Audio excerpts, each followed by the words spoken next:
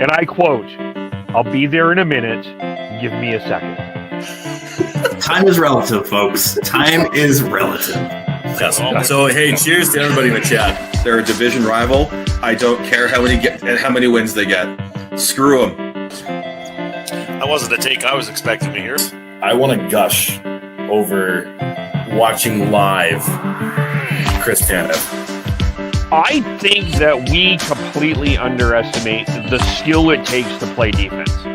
One highlight or several highlights does not a Calder trophy make. I'm stepping in here. I'm going to be the crotchety old man here. They need to learn patience. They need to understand the tension, everything, and the drama. How dare! Look at this. How is McDavid not getting a penalty? You guys need to calm down with this, okay? You guys need to calm down. Is it a full moon out there? It feels like the gods of not podcasting are blocking us, but we say no way, gods of not allowed to podcast. We podcast away. Welcome to the Shifts and Pucks podcast. You can follow us on Twitter at Shifts and Pucks, Facebook.com Shifts and Pucks, YouTube.com Shifts and Pucks, Twitch.com Shifts and Pucks. Subscribe wherever you get your audio, as well as part of the Hockey Podcast Network. Feels like the world was conspiring against us in some way, shape, or form. Tyler, you have a cold. I do. Apologies to everybody. I'm not sounding my greatest here, but we gotta power through. The show must go on, as they say. You got to play hurt sometimes. Sean, you have your own situation going on over there. Yeah. Going into tonight, I was thinking about singing Alejandro by Lady Gaga because I got called Alejandro Kirk if he was fit at the gym today. But the gods of water heaters decided that mine needed to be leaking tonight. So that was not as much going on, positive thoughts going on here. Well, we're okay. We are all here. I've had some phone issues, but I'm here. We're all here, and we're going to do something a little different. And I think not only us, but the entire hockey world needs this tournament right now. So much talking about just how terrible your team is. We're going to be previewing the men's tournament. We're focused mostly on the men's tournament. We may touch on the women's tournament a little bit more, but I do have a plan for that. I should also mention I will be interviewing. It's hard not to do the Olympics without the guy that called some games in the 2010 Olympics, the guy that lives in Canadian. I think he has Canadian pajamas. I'll ask him. Peter Labardius is going to join us to preview the Olympics and get his perspective as well. So I'm looking forward to that, but you'll hear that a little later. But first, Super Bowl 60, deserves a sportsbook built for the moment. DraftKings Sportsbook, an official sports betting partner of Super Bowl 60, puts you right in the center of the biggest game of the year. Anything can happen during the Super Bowl, and DraftKings has your back with early exit. If your player goes down in the first half, you still get paid in cash with your bet settles. No bonus bets, no waiting. While other sports books don't offer injury protection, DraftKings covers the entire first half, even the second quarter. An early exit works on live bets, pregame, in-game. DraftKings have you covered. No question. We're excited about the Super Bowl. We'll maybe touch on that a little bit later on here. New to DraftKings, new customers can bet just $5 and just get $300 in bonus bets if your bet wins. Couple things before we get into this. First of all, there's a picture of a referee sitting in a penalty box, Tyler. Not in referee uniform. That would be hilarious. But yeah. Yes, every once in a while I do end up there. Yeah. Interference was the call. The guys killed the penalty, though. God bless the guys. I thought he went down a little easy. That's my comment. We are not going to spend a lot of time on the Canucks, but I just want to leave the floor here. Is there anything about the Canucks as they hit the Olympic break? As we're recording this, one more game there. They have the mom's trip in Vegas. one more trip, one more game, and then 2 weeks of a break. Is there anything you want to discuss with the Canucks? Well, the break can't come soon enough for the guys. Clearly, I mean, it's got to be tough sledding here, going through it game after game with the losses piling. Doesn't matter what the rest of us think with standings and draft and all those other things that come up down the road. Getting away from it will be probably good for them, and then for the stretch run here, we'll see. Hopefully they'll have a little bit more morale restored after some quality time with the family. Yeah, this is like for everyone who wanted the tank. This is what it looks like.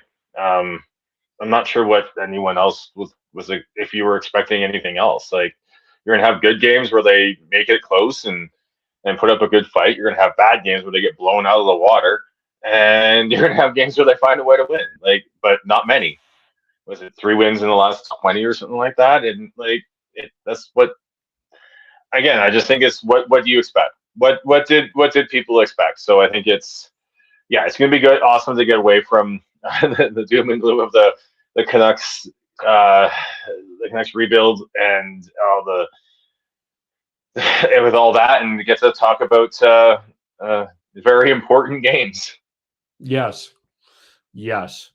And let's hit there. Of course, the big news today is Anthony Cirelli got hurt during the outdoor stadium series, and he will not play in the Olympics. He has been replaced by Sam Bennett. We still do not know about Braden Point, but he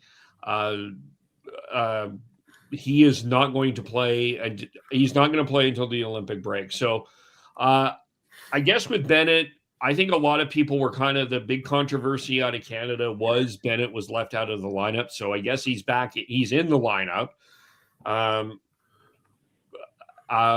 Probably I would have had him over Cirelli, but I think that they wanted John Cooper to have some say in the roster, and I totally get it. He's the head coach. And do you have a thought of who replaces Braden Point if we have to go there? Probably. I wouldn't be surprised if it's honestly Bedard. Like, Point was probably going to be a top, like a player that they were going to rely on for more of an offense, like a role in that aspect. And they replaced Cirelli with Sam Bennett, so it's not like they're missing the defensive and the snarl that they want to have. So I think if you're looking at a highly skilled player, so like Bedard or Scheifele would be my guess. Yeah, I would have to think Bedard's probably the next one in line there too. There's just been too many calls for his inclusion to think that they're not tempted to look at that one, especially after Sam Bennett being added now. I think it ends up being Scheifele over Bedard. I think that they'll end up going that way. I think if it was someone that could play the wing, I think it probably would be Bedard. But I do think they had some big plans with Braden Point, and I feel like with Bedard, I don't know if, like what Doug Armstrong said, is that they were going to, if they needed a replacement, it would be a replacement for the role that the person would need to play. Of course, obviously Bennett and Cirelli, that's an obvious one. I just kind of have a hunch it's Scheifele. I think if it was a winger, I think we would see Bedard. I'm have that hunch. Is Braden Point going to play center though? I had him at center. Like, who were your center? You've got McDavid, McKinnon, Bo Horvat, Nick Suzuki, and Sam Bennett, all natural centers. I had Horvat on the wing, and I had Point at center. I mean, I guess you could move Horvat to that position, and then you can put in Bedard, and then you got Nick Suzuki too. So. Yeah, I think you've got enough centers that, like, I don't think the replacement needs to be a center. And what was the Four Nations lines there? Like, they ended up putting Point with McDavid. Exactly, right? So he was on the wing. Yeah. So I think you're when you look at that, like I just don't see why. I don't. That's why I think that's why I think that it's there for Bedard if they want to take him. Like I think it's if they didn't have the center depth that they have already, Kev, I think you'd have a point there for Scheifele. And I'm not saying it won't be Scheifele, but I think honestly I think that role that they had probably penciled in on was more on the wing than at center. Yeah, maybe. Maybe. I'm just like the kind of the way that I had the lines going in my head going into this was Crosby, Celebrini, McKinnon. I don't know if that's a reach or not, but I kind of thought they would put Celebrini with Crosby and McKinnon. I had McKinnon, McDavid, Marner, and Reinhart, and I had Point Hagel and Suzuki, and then I was thinking that they would do Bennett, Wilson, and who else is? They would do some sort of crash bang line with Bennett and Wilson. And sorry, I'm missing one person there, but that was kind of my idea with the line. So I don't know if did you have it? Did everyone have it different than me? Am I missing something here? Well, I think you're gonna have. Let alone you've got Crosby who can play center too. Honestly, so like they've got what 1, 2, 3, 4, 5, 6 natural centers on this team already. Yeah. So, well, I forgot Mark Stone, and then there's Brad Marchand too. Yeah. I just, like I said, I'm not saying it won't be Scheifele because I think that's an option, but I don't think it's when you look at that, like who are you putting down the middle? You're probably putting McDavid's down the middle, probably McKinnon. You'll probably put Crosby on the wing because with one of those guys. Who played center? Who played center more in the Four Nations? Was it Crosby or McKinnon? Because they ended up playing together. Yeah. So like that's either way, right? But you've got center options, right? So and honestly, when you look at this lineup, especially once you take Braden Point out, like you need. I think having a one-shot scoring option that Bedard can have is exactly what this team needs. Tyler, were you going to say something? No, I mean, I think with the like Sean says, the amount of centers they have, there's lots of flexibility, and they probably might game to game try a few things before they get into the very meaningful parts of the tournament. Well, here's the argument for Bedard too. With the U.S. leaving Robertson, Caulfield, and DeBrincat off that roster, if you could add some more scoring, I think that is a tremendous advantage for Canada. Because this will come down to someone is going to need to score goals, and I don't. Other than Austin Matthews, is there a real true game breaker on that U.S. roster? I mean, Quinn Hughes. Yeah, that's fair. That's totally fair. I could say that that's not I was thinking forward wise, but yeah, you're probably right. Like that forward group of the U.S. doesn't necessarily scare me, but I think the more offense that you can add in this tournament, I think it may end up being the difference in winning and losing. So to your point, I see your point. I don't think it's anyone other than Bedard or Scheifele. Are we missing someone here? Is there someone that will sneak in? I mean, I suppose Seth Jarvis or Zach Hyman have kind of an outside chance, but it's hard to imagine them being picked over Bedard at this point. Hyman would be the one that I would keep an eye on for that, just because of his his familiarity with McDavid. Yeah. That would be the only reason to pick him over those two, I think.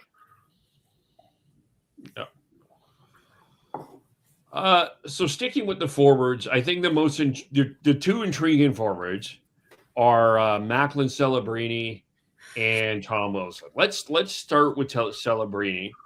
Mm-hmm. Am I the only one that has him in a top 6 role? Are you playing him anywhere other than with Crosby, McKinnon, McDavid type, some combo of that? I think if you're going to have him on the team, that in theory he should be playing in that type of role. Same time though, I mean, in this tournament with how skilled it is there really such thing as top 6, bottom 6? I mean, it's. I mean, every line's good. They got to have him with the right line mates, obviously, and not ask too much of him. I mean, the speed of the time to make decisions at this level. I mean, we saw that in the Four Nations. I mean, it just seemed like so crowded and so little time to make any decisions out there that, they got to be cautious with that. But no, they don't want to be hiding Celebrini, in my opinion. They want to have him in an offensive role for sure. They'll start him there. Like, that's why you brought him, to echo what Tyler said there. There's no reason you don't at least see what he can do with like Crosby, McKinnon, or McDavid, and see if you can create just see what you can create there. If he doesn't, then you have other options. But I don't see why you're not starting him in a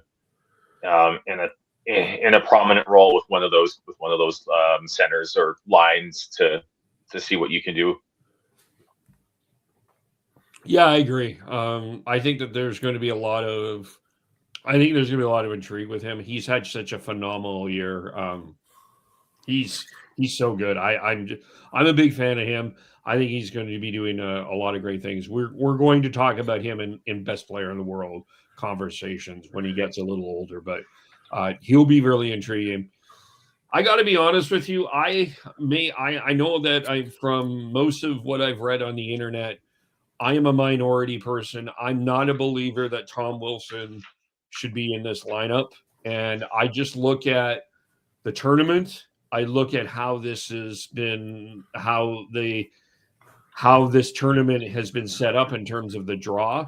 I know that everybody is going back to the event at the Bell Center where everybody fought, where the Tkachuks and JT Miller fought Canada, and they felt that the U.S. was running around.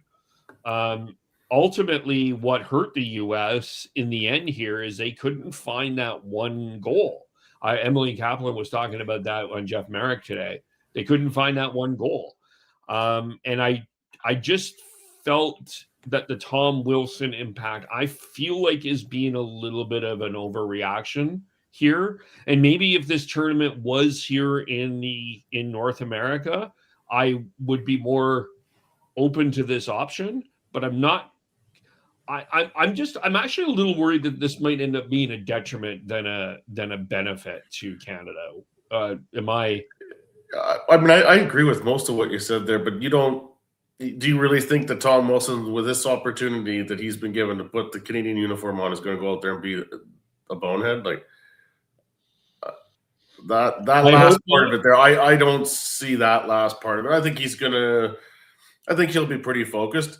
Now the question is, how much will his physical style of in-your-face type of play work with how the games may be officiated over there? It's going to be mostly NHL referees. The rule book they're using is the IIHF rules. A little bit of bite's not a bad thing, but only a little bit, right? Yeah, I think that I get your trepidation, Kev. I get your concern. I share it. But yeah, with it being a smaller rink due to construction issues, B, you've got NHL refs officiating it. So I don't think it matters. Yes, it's a IIHF rule book, but I do think that the NHL refs will probably be a little more lenient. The only issue would be if he does cross the line, then there could be some suspension to come with that. But again, I believe George Parros might be leading that in this tournament as well. So I don't know if we're gonna. I could be completely wrong, but I don't know if we're gonna get the typical sort of like the World Junior standard of the hits to the head and all that. I think there might be a little more leniency to it, and they probably got a little bit of, maybe not like a guarantee on that, but like sort of got led to believe that, which is why they brought him, right? Yeah. So I think it's I get it. I don't see him playing a big role outside of an energy fourth line role on this team. And you've got they're bringing Sam Bennett too. Like, come on, we all know that all this talk about Tom Wilson, and because his collisions are bigger and more loud. Like, even look at the one the hit on Stankoven from earlier just recently, right? You have people who continue to not understand at least the NHL standard of what it was considered a headshot, and to continue to yell and scream about it, right? So I think it's like if discipline's an issue, it's not just Tom Wilson you have to worry about now. Now that they're bringing the bane of Toronto Maple Leafs fans in Sam Bennett. So, and yeah, I think it's your concerns are very valid. I wouldn't have brought Tom Wilson on this team, but he's there. If they do end up playing the States in the medal round, like, him versus the Kachucks is going to be theater. And yes, yeah, I think that's the best way of putting it. Like, yeah, all your concerns, Kev, are valid. But when you look at how this tournament has been set up and how much the NHL has been given leeway in terms of the officials, who's part of it. Like, I believe I saw that George Parros is going to be part of any suspension talk. Pierre LeBrun reported on TSN's Insider Trading that he'll have the final say, and with the if Parros has the final say, then we aren't going. I doubt we're going to be getting this like this super strict standard that we've come to used to, especially watching World Juniors. Yeah. So I think there's pros and cons, and hopefully that his play is more good and a little more controlled than we kind of expect. Yeah. Fair. Anything else with the forwards that is worth talking about? All right, so I did find the lineup for the gold medal game in the Four Nations. It was McDavid down the middle with Point and Stone on the wings. You had Crosby on the wing, McKinnon down center, in the middle, at least listed, and then Sam Reinhart. And then you had Hagel, Cirelli, and Marner, and then Marchand, Bennett, and Jarvis was the fourth line. So yeah, Brayden Point was up to go, just to bring this all the way back to the whole potentially Bedard. If I don't see why they wouldn't have had Brayden Point penciled in on the wing with McDavid again. So yeah, I could see that. I'm just trying to go through my head here. I think that third line is probably going to be a combination of Suzuki, Horvat, Marner, or Reinhart, I would imagine. Then you're probably doing Crosby, McKinnon. If we go back there, it was Crosby. It was Crosby, McKinnon, and Reinhart. I bet you they go back to the well on that one, right? And then you've got McDavid. I could see them just Stone, McDavid, Celebrini, as I could see that. And then with Cirelli out, you're going to have Sam Bennett, Hagel, and Marner. And then you've got... And then that leaves Marchand. Marchand with Horvat, a combination of Horvat, Suzuki, and Wilson. Yeah. That's probably kind of your energy line. I mean, it could be Bennett. I could see the energy line being Bennett, Marchand, and Wilson. And then I think the other option is is Mark Stone a lock on that top line again? Because it didn't seem like Marner. If I remember correctly, Marner they tried Marner McDavid to start the tournament, and Marner just went down the lineup. And it just wasn't working. McDavid. They were trying McDavid and Reinhart, and that really wasn't working either. Yeah. So I think that's gonna. If there's a key to the Canadians, the Team Canada's success, it's going to be figuring out McDavid's line mates, because I think the Crosby McKinnon pairing works regardless of who's there on the other wing, and then it was just to try and figure out what the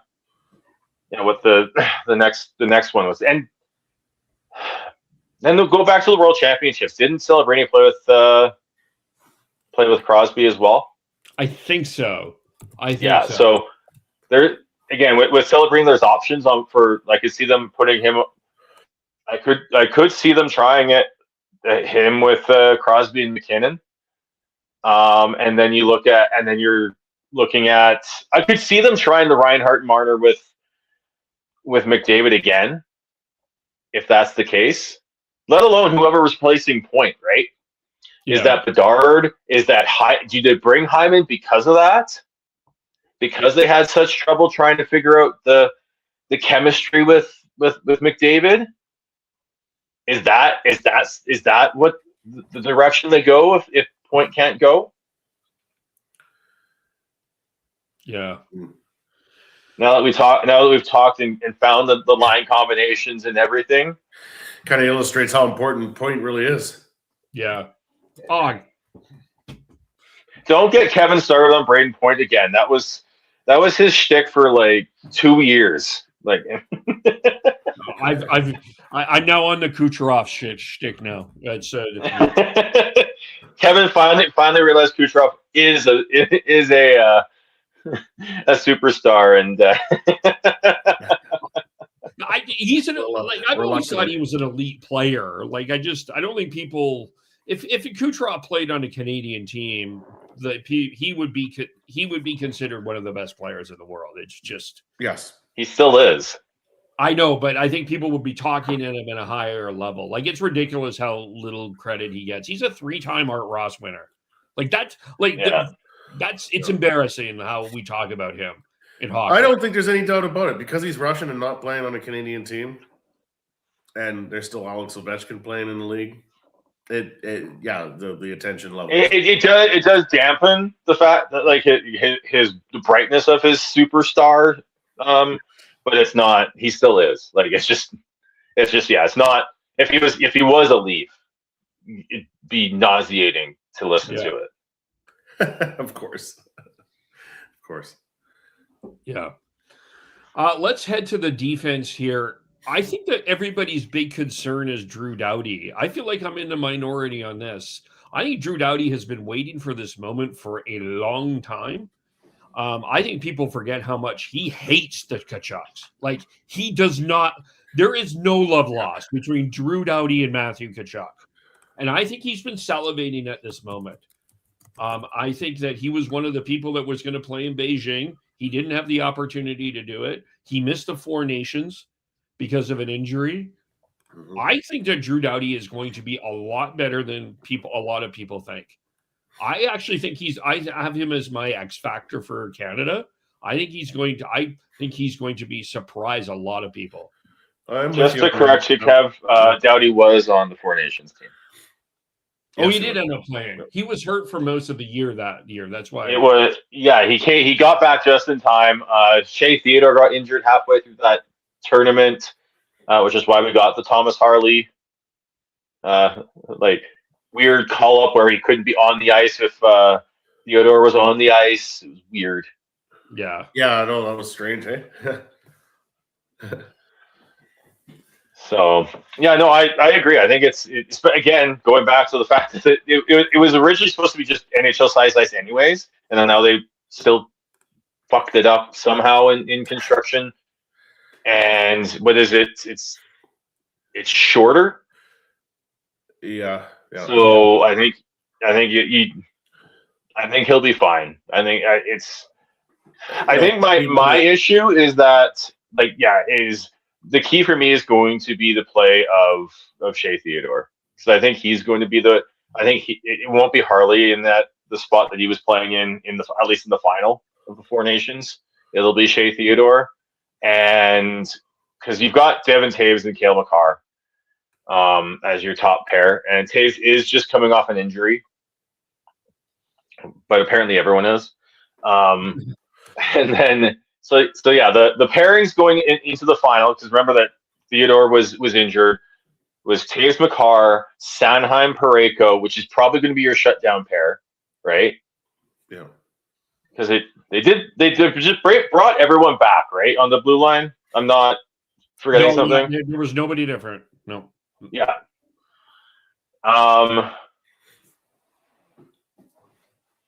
Yeah. And then Morrissey was missing in the final as well. There we go. I'm missing someone.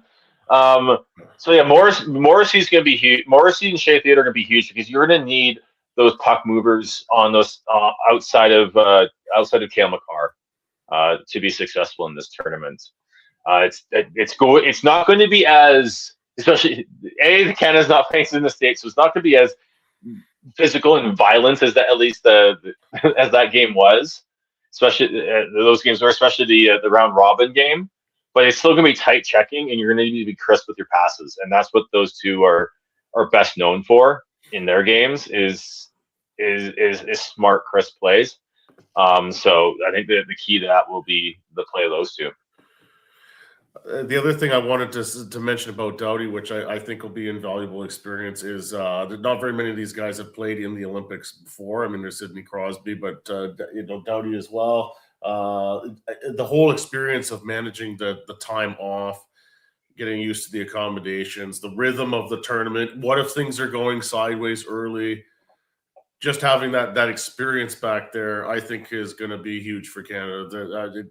It's comforting to know that they have somebody that's been there and done that before. And remember the 2010 tournament? It was getting off the rails awfully quick there for a little while. Yeah, and they were able to turn it around.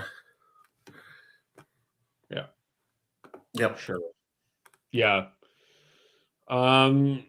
Again, now the biggest question for Canada, without question, is goaltending. And of course, it looks like Logan Thompson is going to be good to go. He is injured though, but it looks like he's going to be good to go. Who starts game one against Czechia? You're probably going Bennington, right? Yeah.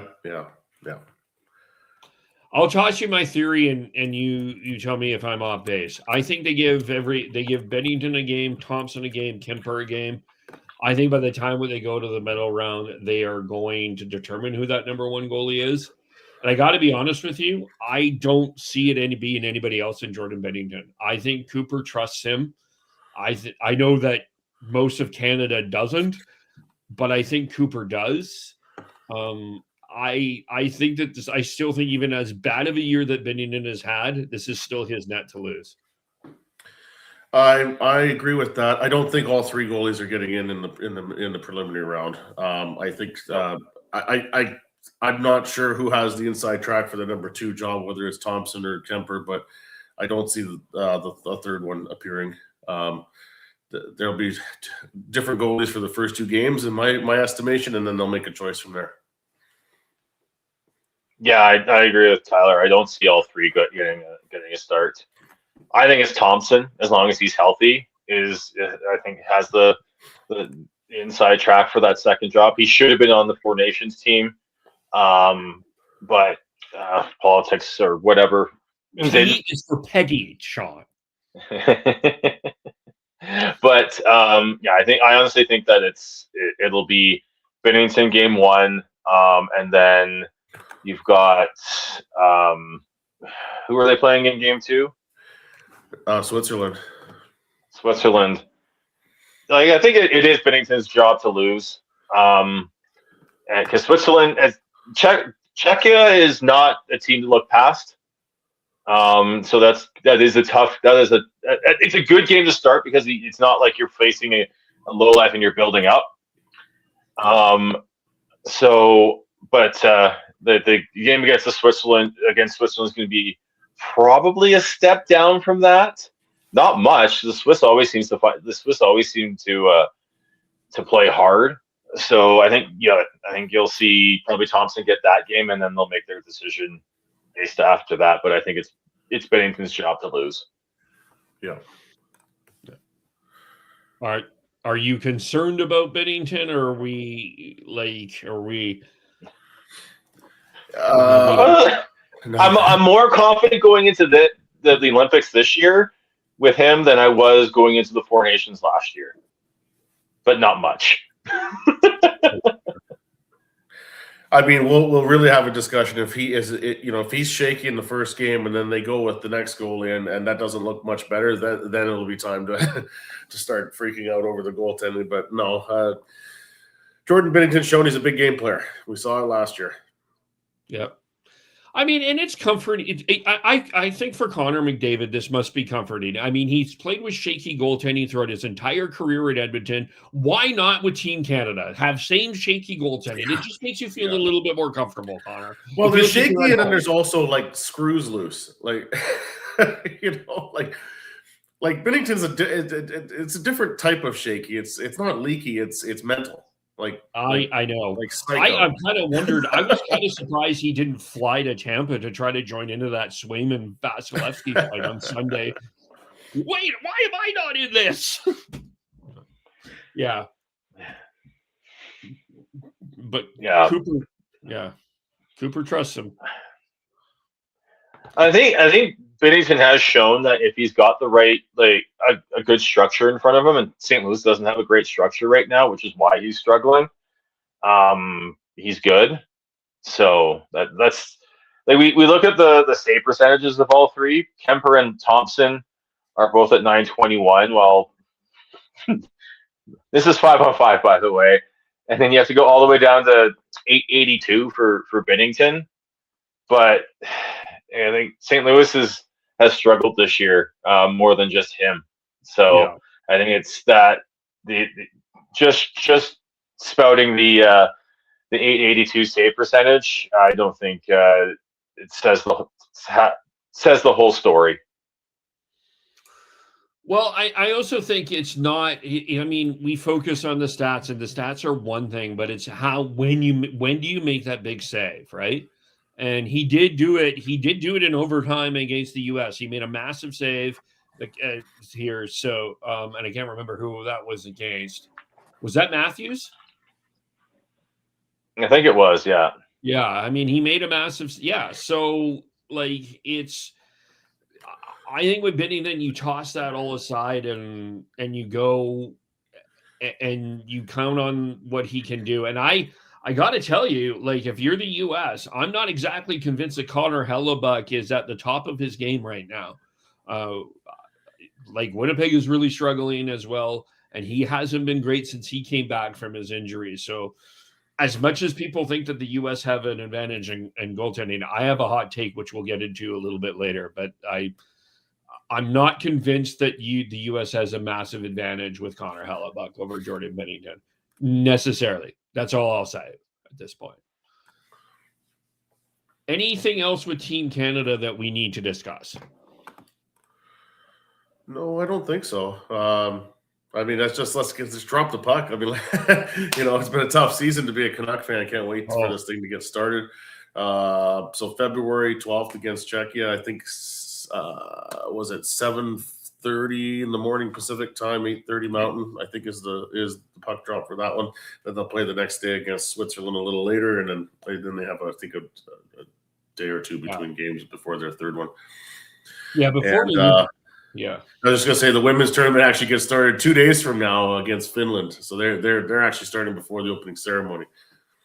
So there'll be lots. It'll be coming at you fast. True. Download the DraftKings Sportsbook app now and use code XXX. That's code XXS to turn $5 into $300 in bonus bets if your bet wins in partnership with DraftKings. The crown is yours. Gambling problem? Call 1-800-GAMBLER. Now, New York, call 877-8-HOPE New York or text HOPNY. Connecticut, call 888-778-9777 or visit ccpg.org on behalf of Boot Hill Casino in Kansas. Wager tax pass-through may apply in Illinois. 21 plus in most states. Void in Ontario. Restrictions apply. Bet must win. Let's look at our opponents, and I think the major opponent, the number one contender, is obviously the U.S. The controversy with the U.S. is they left off a lot of talent. They left off Alex DeBrincat, Jason Robertson, and Cole Caulfield. And Jason Robertson and Cole Caulfield called Bill Guerin, and pardon my French, they both said, go fuck yourself, and when you're done, go fuck yourself again, and have just basically led the league in points since Bill Guerin decided to snub them. Is this as big of a miss as everybody is making it out to be? Yes.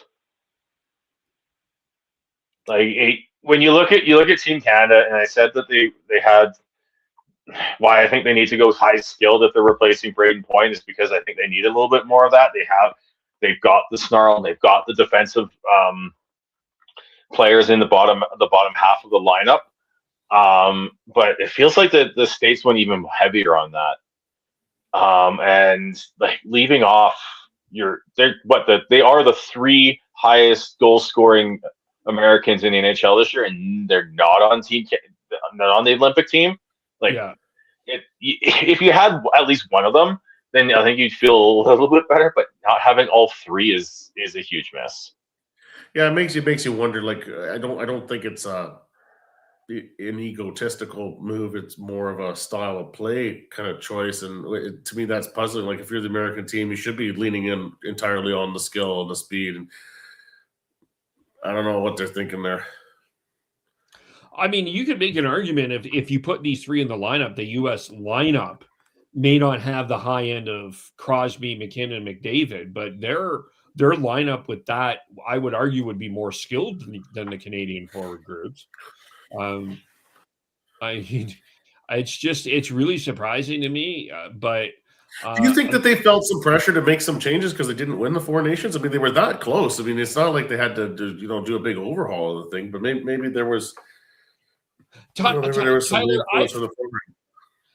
Even you look at the World Juniors, I have always felt when the U.S. has been like right there, they slip on a banana peel. They have found a way to slip on their own banana peel a lot of the time. Like, they just don't.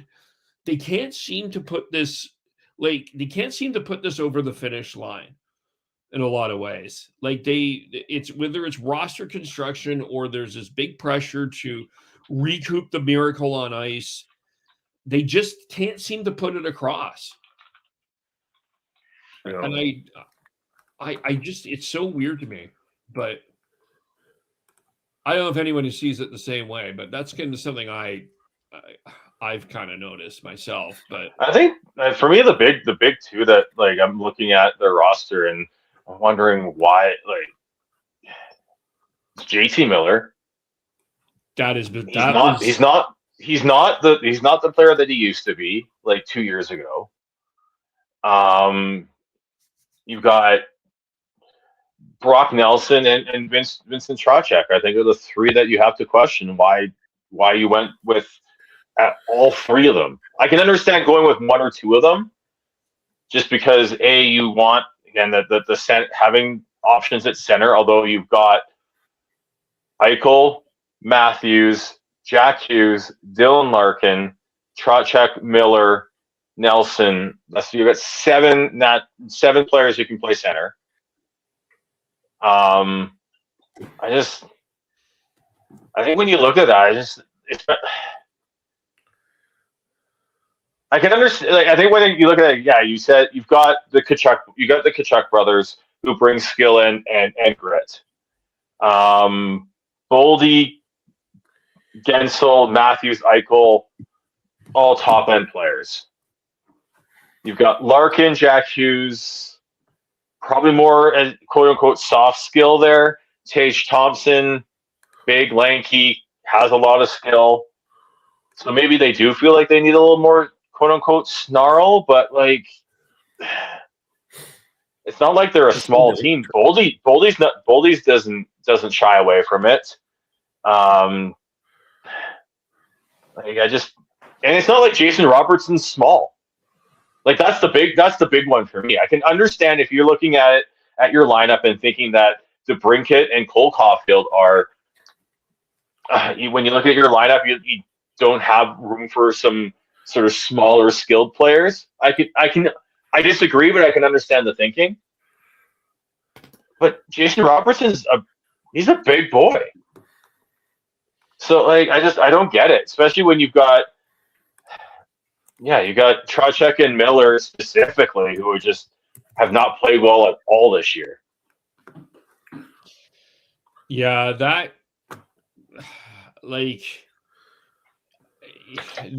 one is bizarre. It's kind of, it felt like the P for politics there is like, I don't want to upset the apple cart if I'm Mike Sullivan because JT Miller is my captain. But the reality is everyone can say it. JT Miller shouldn't be on this team. For me, Caulfield's more of a miss than Robertson, just because I think just Caulfield. Caulfield's such a great skater, and he just gets into those open areas, and he has a whale of a shot. For me, that's the biggest miss is Caulfield over Robertson. But either way, like. Yeah, it's just bizarre what the U.S. did here because they probably could have made quite a statement, and I think that decision is probably going to cost them the gold medal. I mean, imagine if the Americans struggle, the knives will be out for JT Miller. I mean, the knives are already out on JT Miller. That's the thing, right? Yeah. This guy's probably living with Cutco knives behind him right now. Oh, jeez. Gosh. Yeah. It's just. I think that it's just baffling to see what has happened to him since he got traded. Well, since beginning of last year, honestly. Yeah. Even before the trade away, it's a huge just downturn in his game. It's crazy. It is that is amazing what has happened to him. Like it is, because I mean, look, he was part of my shtick too. I was a big JT Miller guy. I mean, I loved the way he played against the Oilers in the playoffs, and I was a big fan of him. And I know that a lot of people felt there was a lot of emotional issues with JT Miller, but like he played some of his best. He had a great year that year with Tocchet, and then back in 24. But his game has just slipped, and I don't know. I hope he's okay. I hope it's not a mental thing, but clearly he is not the same guy that he was. Anyway, what is frightening for the U.S. is that blue line is damn scary. It is frightening to me. That is the one position of all the positions that frighten me, that blue line with Quinn Hughes and Brock Faber, who now play in Minnesota together. You've got Jacob Slavin. You've got Zach Werenski, who is an elite defenseman in of himself. Charlie McAvoy is back. Who am I missing here? Like, this U.S. defense is damn scary. Like, I would argue it is better than the Canadian defense. I think this is the best defense in the Olympics. I don't know if anybody disagrees with that. They didn't didn't mention Jake Sanderson there at a goal. Yeah, Jake Sanderson and Jackson Lacombe, and they left out Lane Hudson as well. Yeah.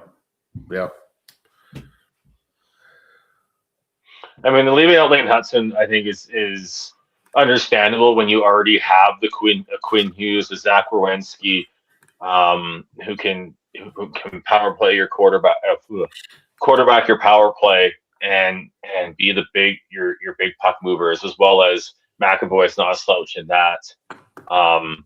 So I think to me I can understand the frustration of people who like Lane Hudson, but you can't have too much of that player, especially on a blue line, and especially in a tournament, as we talk about how fast and crisp you have to be with your plays.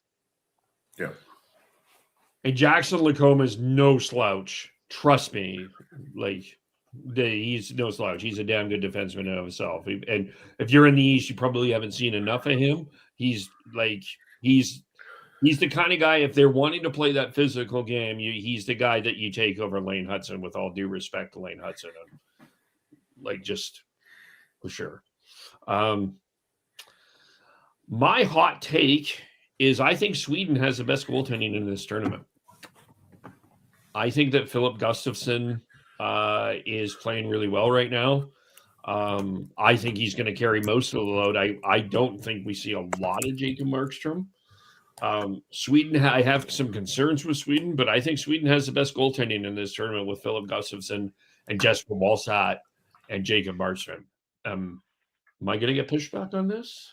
No, I don't disagree with you. I was going to say, as far as a team other than Canada and the U.S., I mean, at some point, Sweden's going to put it all together and make a splash in a tournament like this. And maybe this is the time. I mean, lest we forget, the last time that the Olympics were in Italy and NHL players were in it, it was Sweden that won that tournament. It's true. Much different team. You go back, I was just looking at it a moment ago. You go back and look at some of the names on that team. I mean, it's just incredible, the roster that they had back then. With the likes of Nick Lidstrom and Peter Forsberg and Daniel Alfredsson. I mean, it was quite the heyday for Swedish hockey back then. But don't overlook Sweden. No. The thing with Sweden is I just don't know if they've got the top end skill. No, that's me too. They lost Leo Carlsson. So I don't. Who's your number one center? Is it Petey? If they're winning it, he's got to be dynamite. Like, he's got to be the guy who can play 200-foot game and play at and put up 100 points pace in the NHL type Petey that we've seen in the past. And if he's not, then they just don't have this. They don't have the top end skill to match with Canada and the States. Yeah. I'm going to wear my Flames color here, but it's not the biggest miss in any way, shape, or form. But Michael Backlund not being on Team Sweden is a mess, in my opinion. That was that to me. Maybe they weren't aware that he still has a Swedish passport, but the guy has played the most against Connor McDavid. The guy just wrapped up Austin Matthews. I mean, Matthews was pretty invisible last night against the Flames. He's a guy that he's a great matchup guy. I know that they think Joel Eriksson Ek will be that guy, but Michael Backlund deserved to be on the Team Sweden. And I do think that is a miss for them too. But I'm not saying that that's the difference between them winning gold or not. I think the way that they win gold is as Sean said, EP40 being the old EP40 that we know and love. If he's that, they have a chance. But that being said, Kev, like we talk about him playing against McDavid. There's no guarantee they play against the Canada. Yeah, that's true. Because let's remind people that there's three pools. In Group A, there is Canada, Czechia, Switzerland, and France. In Group B, you've got Sweden, Finland, Slovakia, and Italy. And then in Group C, you've got the U.S., Latvia, Germany, and Denmark. So, there's no guarantee that they play Canada or they play the States, right? So all this talk about Doughty versus the Kachucks and all that, that's all.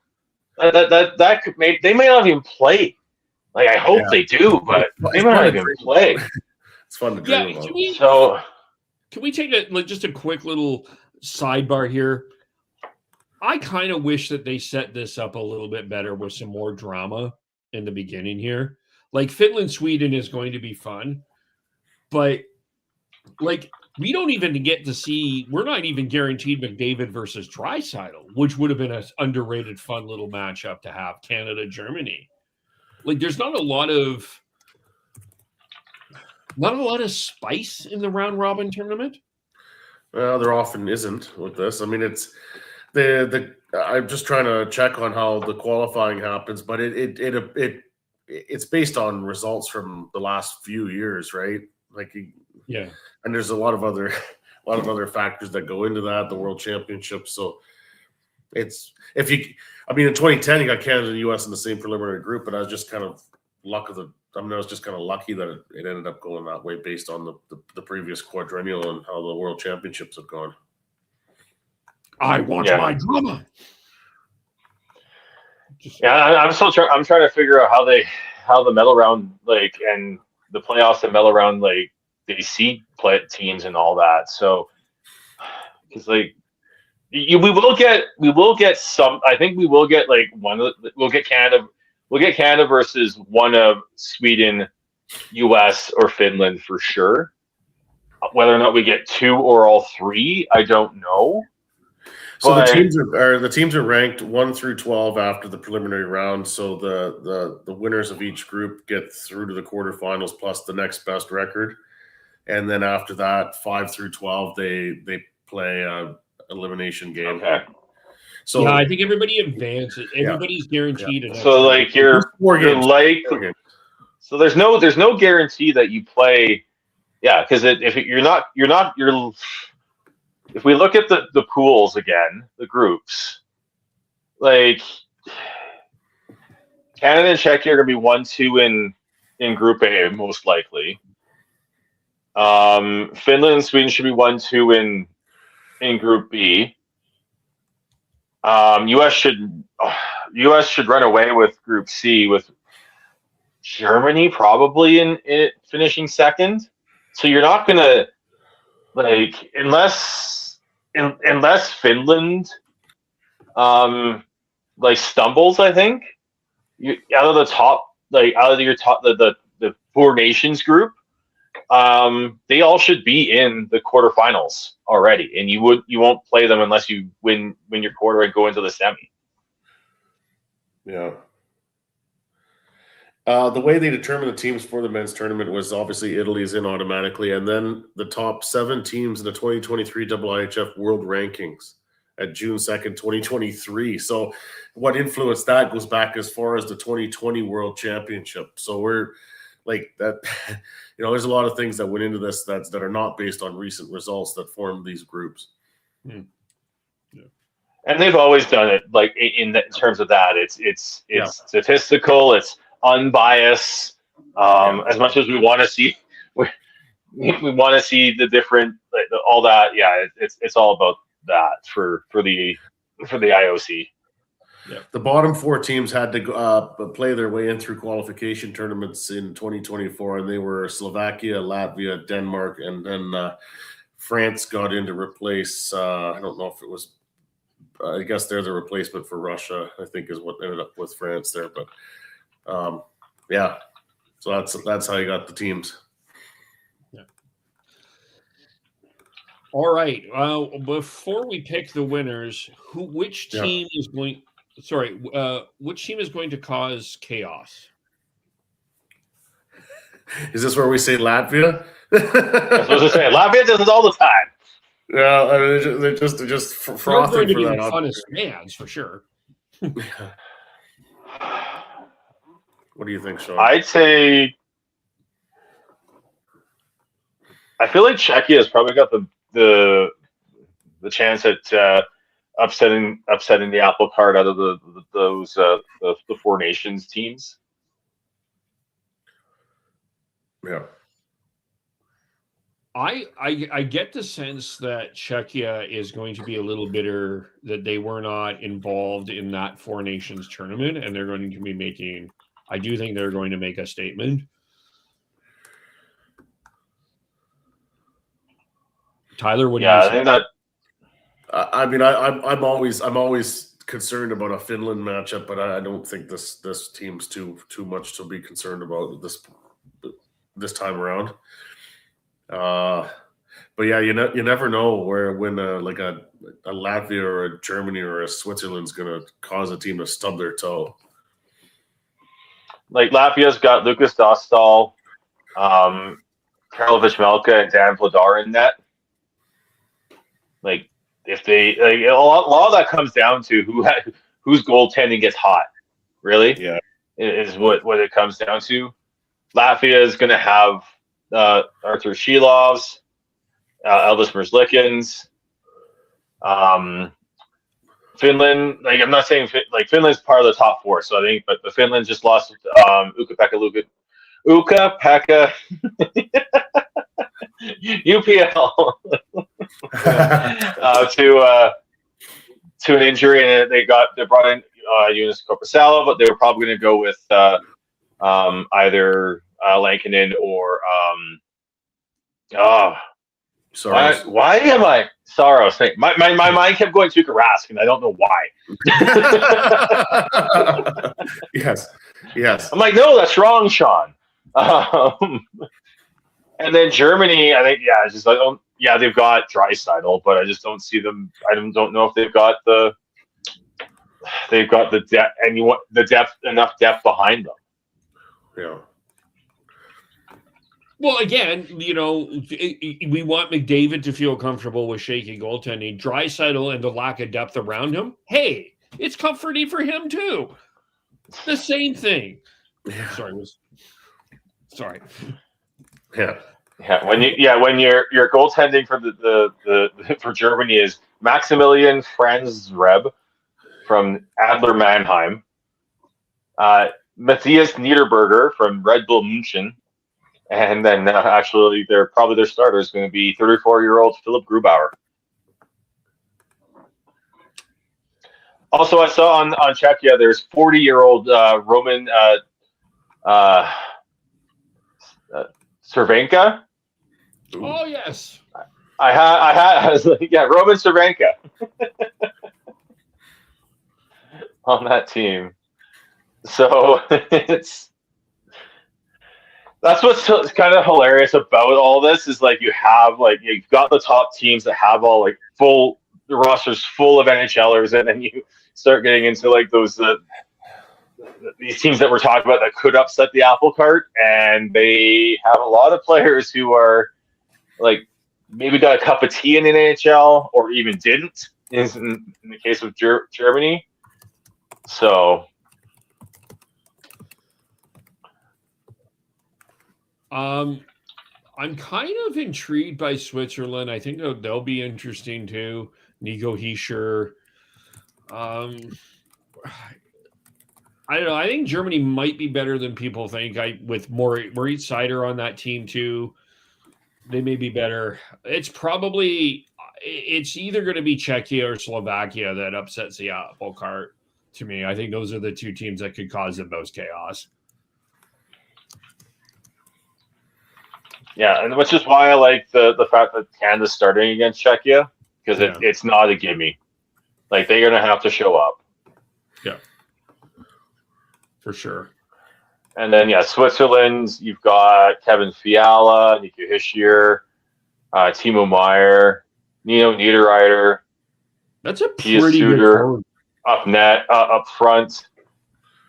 Roman Josi anchoring the blue line with JJ Moser and Jonas Sagenthaler, but like after that, it falls off. And then in net, you've got Rito Berra, Leonardo Gignoni. I know I butchered that last name, and Akira Schmid. So I think it's I think if you're going to look at a team that's going to upset one of those the Four Nations group, it's going to be Czechia, because I think Slovakia is sort of a step below them, where Czechia is. Switzerland could, but I don't know if they've got the depth. And then if Draisaitl goes God mode, maybe for Germany, but yeah, I'm not sure I see it. Yeah. Okay, who wins the tournament? I'm going. My podium will be Canada, U.S., Sweden. I'll say Canada, U.S., Finland. Ooh.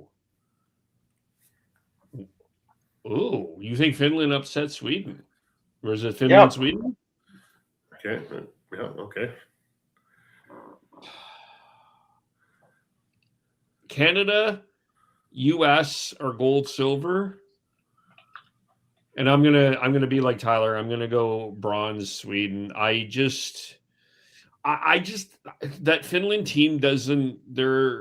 They've got some good players, but I don't know if Finland's gonna have that good of a tournament. They don't seem to have there are 6 Finnish defensemen in the National Hockey League right now, and that really concerns me with Finland. I wonder if they're the disappointment of this tournament in a lot of ways. That I'm kind of a little bit concerned. I mean, yes, Mikko Rantanen is going to go God mode. Miro Heiskanen is an incredible defenseman, but the depth of that blue line really concerns me. So, but I'm going to be Rantanen, Jokiharju, Esa Lindell, Olli Määttä, Nico Mikkola, Rasmus Ristolainen are your the big names, and then they've got Nicholas Matanpalo, who plays for the Sens, and then they've got Mikko Lehtinen, who's how old is he now? He's 30. He had a cup of tea in the NHL. Last time he played was 2021. He's 31. Yeah, so I think it's 32. I can see where you're coming from, Kev. With that, they've got the forward group I like. I think you got Rantanen, you've got Mikael Granlund, someone you don't underestimate. Roope Hintz, and they're just always they're so fucking pesky. That's the thing. It's they'll have Eli Tolvanen's going to be a pain in the ass to play against. Eetu Luosterainen. Arturi Lehkonen is underratedly skilled. Oh, yeah, he is too. Yeah, and then you also got Sebastian Aho, right? I think they've got enough. And then the UC Saros, if he's on, can steal the tournament. Yeah.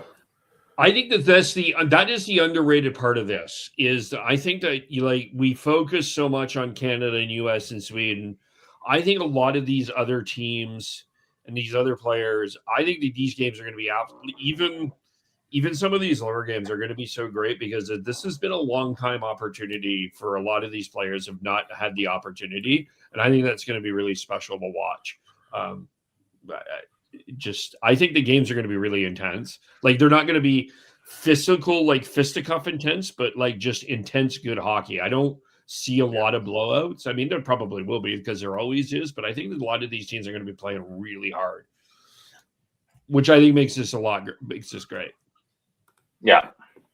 Well, I think, once you get into the quarters, it's going to be some of the tightest hockey you're going to see, just like we saw in the Four Nations. Yeah. When you look at, the Canada-Czechia game should be very good. Canada-Switzerland, I think Canada should be able to sort of dictate the play there, and Canada-France. Poor France. I'm sorry, but poor France. Yeah. And then you look at Group B, same Finland and Sweden. That might be the game of the round robin. That might be the best game of the round robin. You got Finland, Slovakia will not be a pushover, but I think if that might be the sort of the quote unquote group of death, just because of the injuries that Sweden has had, and how Slovakia is like the Swiss and just they're always pesky. Yeah. And then poor Italy. Yeah. The fans will be there and that'll be fun. Yeah.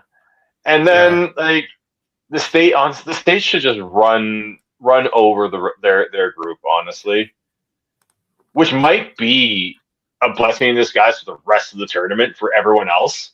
They might get that full on too cocky American thing going, because Germany is probably your best team after that. But Latvia and Denmark again are going to be, they're pesky, but they just do not nearly have enough of the skill. Like they're similar to Slovakia in terms of that, and I think Switzerland's sort of a step above that in terms of those middle teams.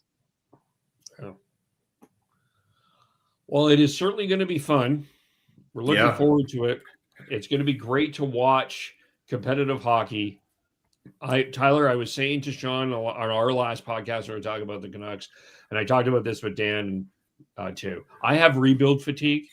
It is literally, it is not only Vancouver, it is not only Calgary, it is Winnipeg. If you turn on a Winnipeg podcast, it is now Toronto that is talking about a rebuild. It's just ridiculous. I'm tired of this conversation. I actually want to talk about teams that win games. Yeah.